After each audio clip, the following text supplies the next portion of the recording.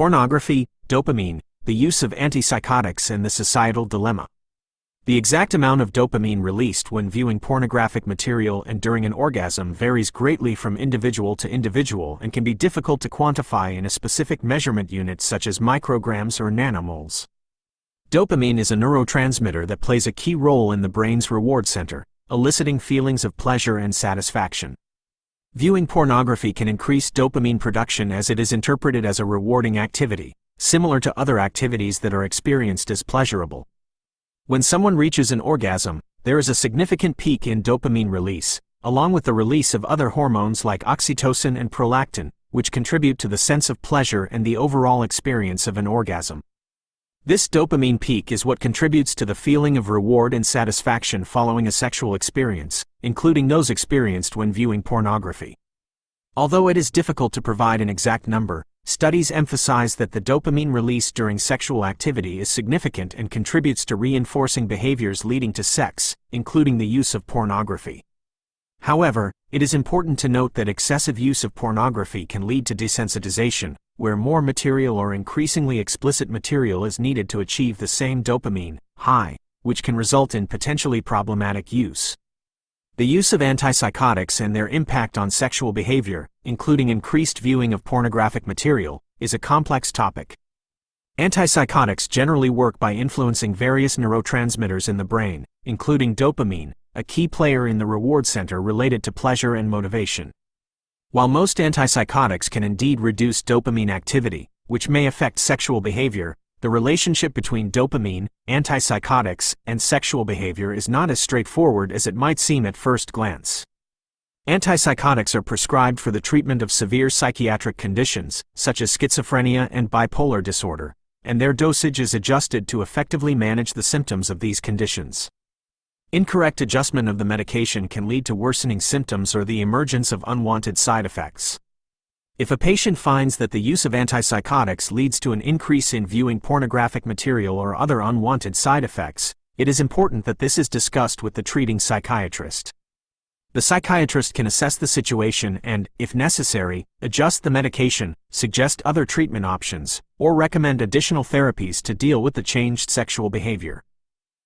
When, during their teenage years, a patient does not receive adequate follow-up from their psychiatrist regarding their experiences and/or possible side effects as described by the patient, and the psychiatrist overrules the patient's input on their treatment, this can lead to complex traumas and issues with forming one's identity.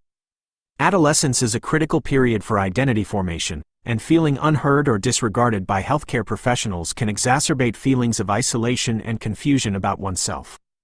Ignoring or dismissing a young patient's feedback about their treatment not only undermines their trust in their psychiatrist but can also significantly impact their willingness to engage with healthcare professionals in the future. This breach of trust is particularly damaging because it occurs at a developmental stage when teenagers are learning to navigate the world independently, including making informed decisions about their health and well-being. The unintended consequences of such disregard, regardless of the legitimacy of the use of antipsychotics, may cause severe harm to the individual. This harm extends beyond the immediate effects of the medication to the very foundation of the individual's sense of self and trust in others. It can result in a deep-seated distrust of medical professionals, exacerbating any potential current or future mental health problems.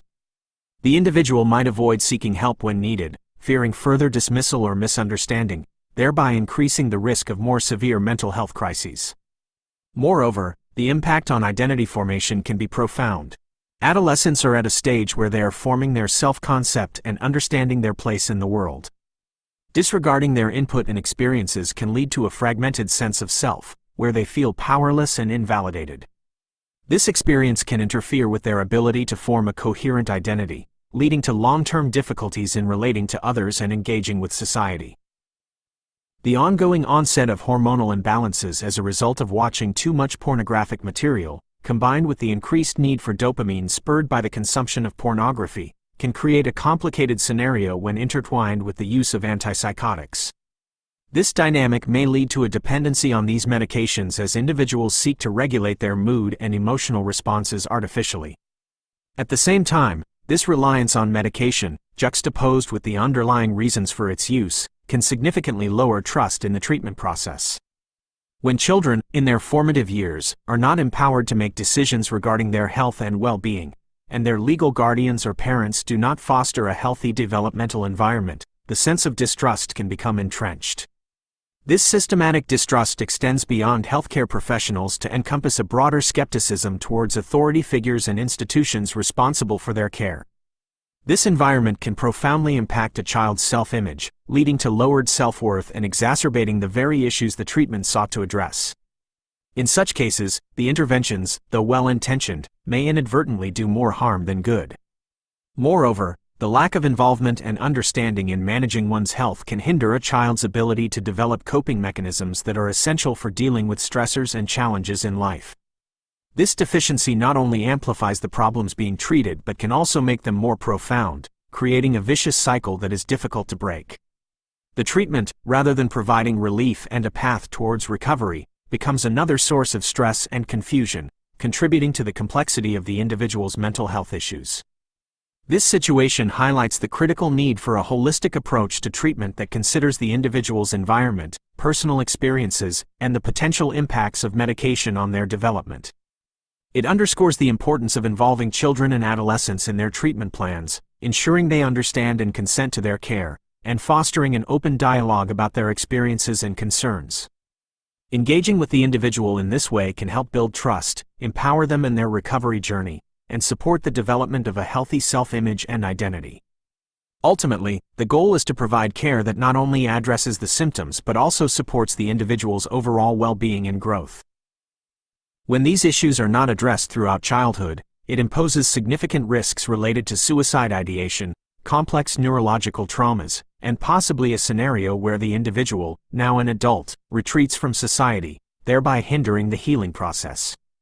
This retreat from social engagement can exacerbate feelings of isolation and hopelessness, critical factors that contribute to suicidal thoughts and behaviors. Complex neurological traumas, resulting from prolonged exposure to stress and emotional neglect, can alter the brain's structure and function, leading to long-term psychological and cognitive impairments. Furthermore, when these challenges intersect with autism and the double empathy problem, a concept describing the mutual misunderstanding between people on the autism spectrum and neurotypical individuals, the individual may experience a worsening of their autism symptoms. This deterioration can manifest in increased difficulties with social interaction, communication, and a heightened sensitivity to the external environment, further alienating them from society. In some cases, this alienation and lack of support can lead to the individual being perceived as less capable or even useless to society, an unjust and harmful label that disregards their potential and inherent value.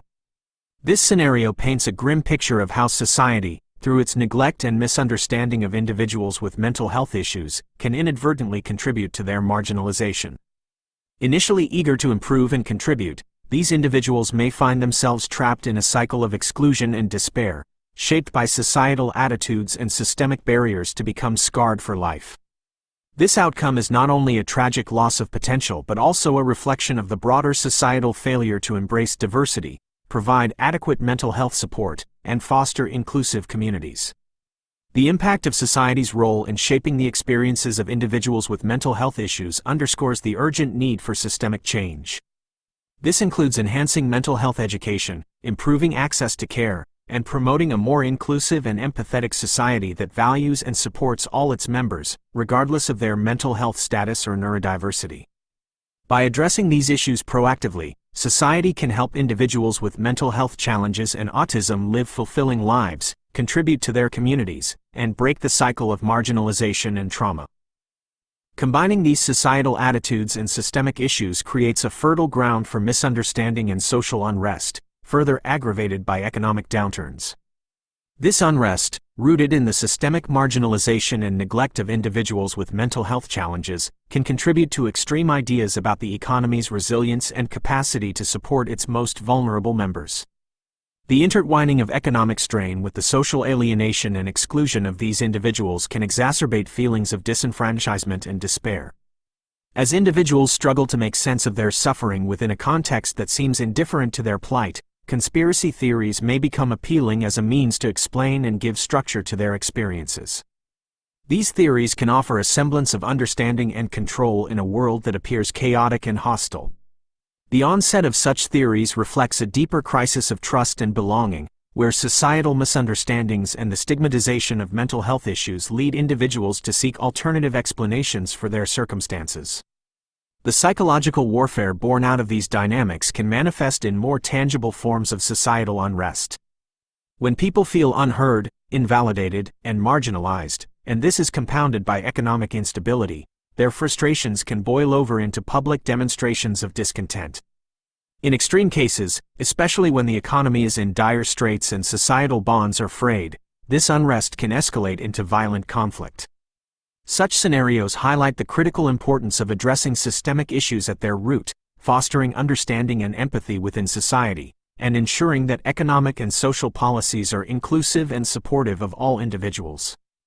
To mitigate these risks, it is essential for society to engage in open dialogue, to challenge stigmas surrounding mental health and neurodiversity, and to implement policies that promote social cohesion and economic stability. Investing in mental health services, education, and community programs can help build a more resilient and inclusive society. Moreover, promoting understanding and empathy among the general population can bridge divides and reduce the appeal of extremist ideologies and conspiracy theories. In essence, the path to a healthier, more stable society lies in recognizing and valuing the diversity of human experiences, including those of individuals with mental health challenges and neurodiversity. By creating an environment where all individuals feel supported and understood, society can prevent the escalation of unrest and conflict, fostering a culture of empathy and inclusion that benefits everyone. The absence of certain social structures in the years leading up to the Second World War suggests a risk that the lessons from that conflict might be obscured or misunderstood in contemporary discussions about society. The conditions that precipitated World War II were complex, including economic despair, political extremism, and widespread societal disenfranchisement. While the contexts of the past and present differ, there is a crucial need to reflect on history with the intent to learn and apply its lessons to today's challenges, ensuring that the significance of such conflicts is neither lost nor misinterpreted. In the current system, where democracy serves as the foundation, the formation of marginalized groups underscores a pressing debate on inclusion and equality. This debate should pivot towards incorporating these individuals into the broader conversation about what equality means today.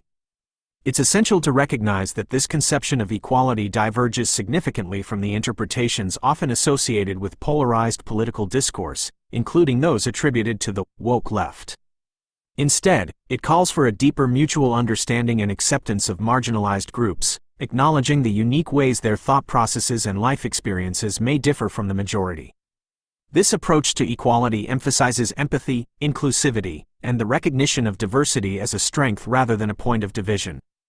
It challenges society to listen and adapt, ensuring that all voices, particularly those that have historically been silenced or overlooked, are heard and valued.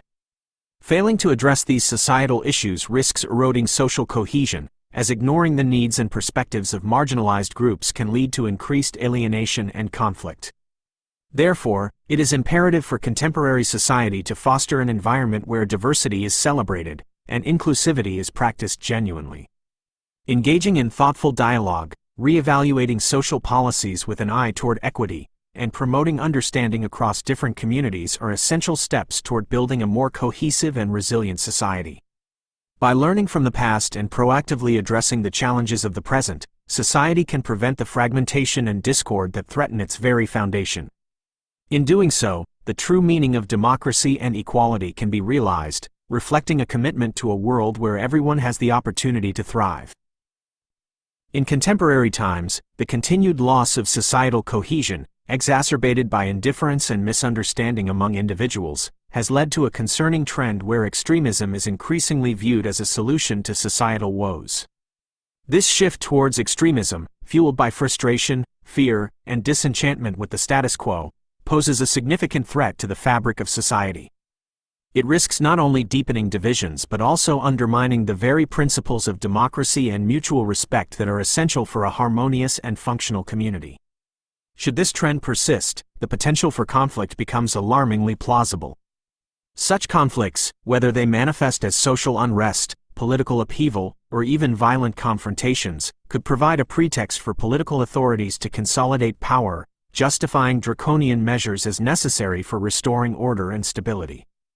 In extreme scenarios, these developments could pave the way for a transition from democracy to dictatorship, either as a direct consequence of conflict, as a response to financial obligations that the state cannot meet, or as a result of the total collapse of social cohesion rendering the societal structure ineffective. The prospect of democracy being supplanted by authoritarian rule under these circumstances is a stark reminder of the importance of addressing the root causes of societal fragmentation. It underscores the need for proactive engagement in building bridges across divides, fostering dialogue and understanding, and strengthening the mechanisms of democracy to ensure it is resilient enough to withstand such pressures. To avert such outcomes, it is crucial for individuals, communities, and leaders to work collectively towards reinvigorating the principles of democracy, emphasizing inclusivity, empathy, and the common good. This involves not only rejecting extremism and polarization but also actively participating in the democratic process, advocating for policies that address inequality and injustice, and supporting systems that ensure accountability and transparency in governance. Reinforcing the social fabric requires a commitment to education and awareness raising, encouraging critical thinking and informed engagement among the populace. It also necessitates a recommitment to the values of tolerance, respect for diversity, and the promotion of social bonds that unite rather than divide. By prioritizing these principles, society can hope to reverse the trends that threaten its cohesion and democracy. It is through concerted effort and dedication to these ideals that we can safeguard against the forces of extremism and authoritarianism, ensuring a future where democracy not only survives but thrives, reflecting a society that values and upholds the dignity and rights of all its members. In Europe, and perhaps in the West in general, there is a noticeable decline in social cohesion. This trend raises concerns, especially in the context of international relations, where the need for an external enemy to unite a society can have profound implications. The situation in Ukraine, with Vladimir Putin's invasion, serves as a complex example of these dynamics. The invasion, beyond its immediate geopolitical motivations, can be seen as an attempt by Putin to reclaim what was lost with the collapse of the Soviet Union and to consolidate control over territories he views as inherently Russian, despite the foretold illegitimacy of such actions. The invasion might also reflect a belief that, given the internal divisions and perceived weakening of social cohesion within European countries and the USA, there would be limited resistance to Russia's actions in Ukraine.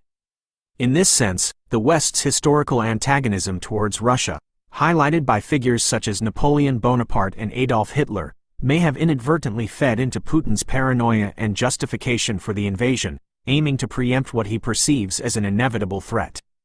This situation underscores the importance of understanding the war in Ukraine not just as a regional conflict but as a serious threat to the very fabric of humanity and the principles of democracy and freedom. The conflict challenges the international community to reconsider its approach to security, diplomacy, and the values it seeks to uphold. The notion that we only fully recognize the value of our power and humanity once it is under threat, or lost, speaks to a broader existential concern. It suggests a reactive rather than proactive stance in addressing global challenges, highlighting the need for a more cohesive and united approach to safeguarding democracy and human rights. In facing such threats, it is crucial for countries in Europe and the West to strengthen internal social cohesion and to foster a sense of shared purpose and values.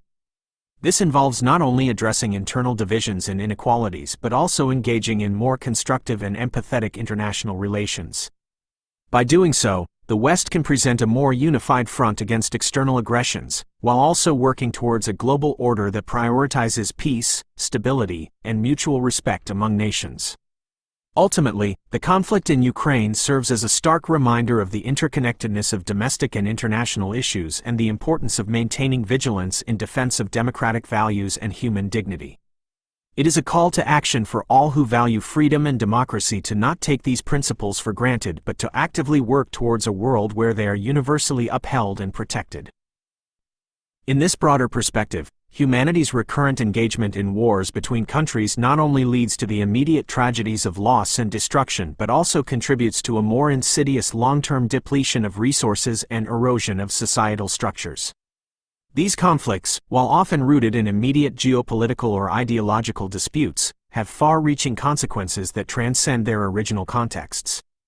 They contribute to the cyclic rise and fall of empires and societies over time, often accelerated by the breakdown of social cohesion or the aggressive expansion of one nation at the expense of another.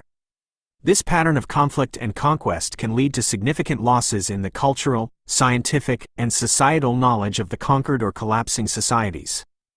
The history of human civilization is punctuated by such losses, where the fall of empires and the ravages of war have resulted in the irretrievable loss of knowledge. Libraries have burned, artifacts have been looted, and the accumulated wisdom of generations has been scattered or destroyed. These losses are not merely material or academic, they represent a profound loss of human potential and a setback to collective progress. Moreover, the focus on military conflicts and the resources dedicated to them divert attention and investment from critical areas such as education, healthcare, and infrastructure, further weakening the societal fabric. As resources are funneled into warfare, the support for essential services that underpin social cohesion and collective well-being diminishes, laying the groundwork for further instability and conflict. The repeating cycle of wars leading to the depletion of resources and the eventual fall of empires highlights a critical challenge for humanity: the need to transcend short-term conflicts and rivalries in favor of a more collaborative and sustainable approach to global challenges. This requires a significant shift in perspective, from a focus on competition and dominance to one of cooperation and mutual benefit. Addressing this challenge involves not only diplomatic and political efforts to resolve conflicts and prevent new ones, but also a broader cultural shift towards valuing and investing in the foundations of peaceful and prosperous societies. By recognizing the interconnectedness of all nations and the shared fate of humanity, it may be possible to redirect the course of history away from the cycle of conflict and loss and towards a more stable and flourishing global civilization. This path demands a collective commitment to peace, sustainability, and the preservation and sharing of knowledge for the benefit of all future generations. As these cycles of war and societal collapse continue, they not only lead to immediate tragedies but also sow the seeds for long-term psychological and social repercussions. The trauma resulting from these conflicts contributes to a generational legacy of mental health issues, perpetuating a cycle of pain and retribution. Individuals, carrying the scars of these societal conflicts, both personal and systemic, may find themselves caught in a relentless pursuit of retribution or justice, often without a clear path to healing or reconciliation. This perpetuates a vicious cycle, where unresolved trauma and grievances fuel further conflict and division. This ongoing cycle of conflict and trauma has led some to speculate about the limits of human potential and societal development, invoking the concept of the Great Filter Theory. The Great Filter Theory, originally proposed in the context of the Fermi paradox, suggests that there is some stage in the development of life or civilization that is extremely hard to surpass. When applied to human society, it raises the question of whether the recurrent patterns of war, societal collapse, and the resulting trauma represent a kind of great filter, a barrier to the advancement of human civilization beyond a certain point. Under this interpretation, the inability of societies to break free from the cycles of violence and revenge, and to address the deep-seated issues that lead to conflict, could be seen as a limiting factor on humanity's potential to achieve greater levels of cooperation, technological advancement, and societal stability. This perspective suggests that for humanity to progress further and reach its full potential, it must find ways to overcome the destructive patterns that have historically undermined societal cohesion and growth. Breaking this cycle requires a multifaceted approach, addressing not only the immediate causes of conflict but also the underlying societal, economic, and psychological factors that contribute to it. It involves building resilient and inclusive societies, where differences can be resolved through dialogue rather than violence, and where individuals have the support and resources they need to heal from trauma and contribute positively to their communities. Moreover, it requires a collective shift in values, prioritizing empathy, cooperation, and long-term sustainability over competition and short-term gains. Such a shift could pave the way for a new era of human civilization, characterized by peace, innovation, and a shared commitment to the well-being of all inhabitants of the planet. Ultimately, the concept of the Great Filter as it relates to societal conflict challenges humanity to reflect on its past and present, and to actively choose a different future, one in which the cycles of conflict and trauma are broken, and where human potential is not limited by the shadows of history. In that sense, I think that the stories as written in the Bible are the only way so far known to humankind, namely the compassion for one another, to overcome the great filter. Believing in a greater good may also play a key role in achieving the goal of becoming a cohesive human race. Therefore, any form of intervention, be it medical, societal, or economic, must emerge from thoughtful considerations, and be deeply rooted in values that elevate humanity beyond its primitive instincts. This approach is essential in the quest to overcome the current iteration of the great filter that seems to constrain human potential and societal advancement. By focusing on interventions grounded in compassion, empathy, and a profound respect for the interconnectedness of all life, humanity can forge a path that leads away from the cycles of conflict and destruction that have marred its history. Medical interventions, for example, should not only aim to treat physical and psychological ailments but also consider the broader societal factors that contribute to these conditions. This holistic approach acknowledges the complex interplay between individual health and the health of the community, striving to heal both in tandem. Societal interventions must strive to address the underlying causes of inequality, injustice, and alienation that fuel conflict. By fostering a culture of inclusivity, understanding, and mutual respect, societies can build resilient foundations that are less susceptible to the divisive forces of extremism and violence. Economic interventions, on the other hand, should prioritize sustainability and equitable distribution of resources. In recognizing the finite nature of our planet's resources, these interventions can promote a model of economic development that supports the well-being of all people, rather than exacerbating disparities and environmental degradation. At the core of these interventions is the recognition that overcoming the great filter is not solely about technological advancement or the accumulation of knowledge. Instead, it requires a profound transformation in how humanity views itself and its place in the universe. It calls for a shift away from short-term, self-centered thinking towards a long-term, holistic perspective that values the collective well-being of humanity and the planet. By embedding these values into the fabric of our interventions and daily lives, humanity can begin to chart a course that moves beyond the limitations and conflicts of the past.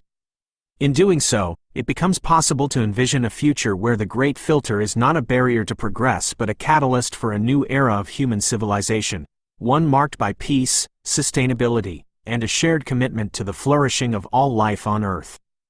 This journey requires not only innovation and determination but also a deep belief in the potential for human transformation and growth. The utilization of antipsychotics, along with any medical approach, indeed necessitates thoughtful consideration. It requires a holistic perspective that not only addresses immediate health concerns but also incorporates psychological support that aligns with the kind of society we aspire to live in. This approach must consider the long-term objectives and the trajectory we wish for society to follow. The prevalence of short-term thinking and decision-making in human history may not just risk societal collapse but could also herald the end of our planet as we know it. The urgency to shift from immediate gratification and reactive solutions to proactive and foresighted planning cannot be overstated. The manner in which we treat one another, our empathy, understanding, and support, mirrors the reality we create for ourselves, both individually and collectively. This principle holds true regardless of one's belief in a deity. The fabric of society is woven from the threads of our interactions, and the strength and resilience of this fabric depend on the quality of these interactions. If we nurture our societal relationships with care, respect, and foresight, we cultivate a reality that is more compassionate, equitable, and sustainable. In the context of mental health treatment, including the use of antipsychotics, this perspective demands a patient-centered approach that values the individual's holistic well-being. It means providing care that goes beyond symptom management to include support for the individual's social, emotional, and psychological needs. It underscores the importance of integrating mental health care within a broader societal framework that addresses the determinants of mental well-being, such as social inclusion, economic stability, and access to educational and recreational opportunities. Moreover, the broader societal attitude towards mental health and its treatment reflects and reinforces our collective values and priorities.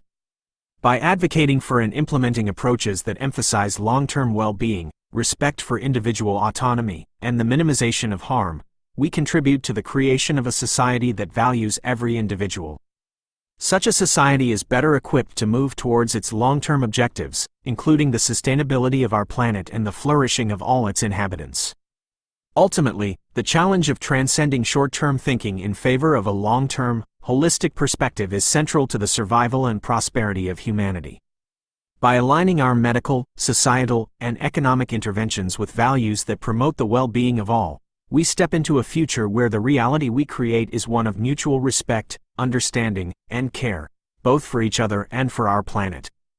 This transition is not merely aspirational but a necessary evolution if we are to overcome the challenges that face us today and ensure a viable future for generations to come. The trajectory of human evolution has been marked by an exceptional ability to adapt and survive, with nature serving as the ultimate arbiter of our success. This relationship with the natural world has fostered the development of diverse aspects of humanity, shaping our physical, social, and psychological evolution. However, in modern times, we have significantly altered the criteria through which we gauge the continuation of our species.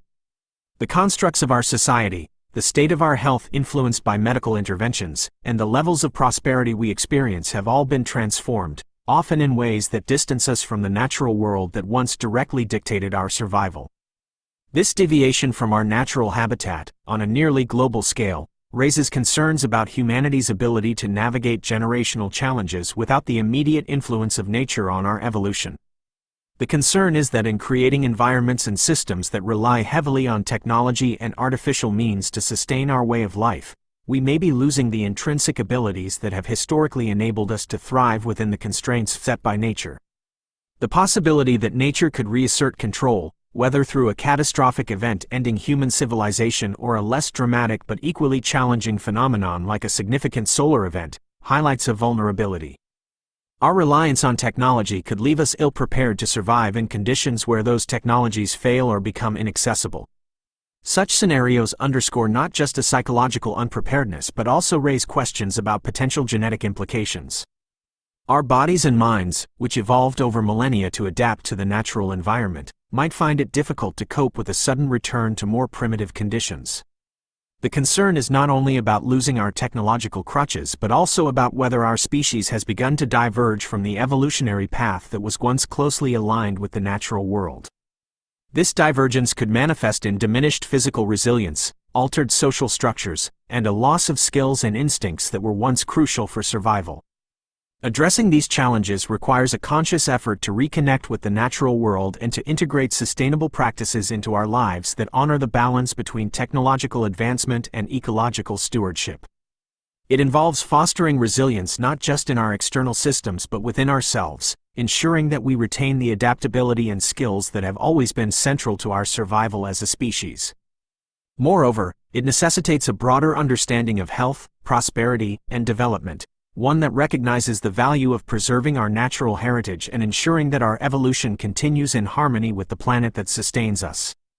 By embracing these principles, we can hope to navigate the future with a sense of preparedness and respect for the natural forces that, ultimately, still govern our existence on this planet.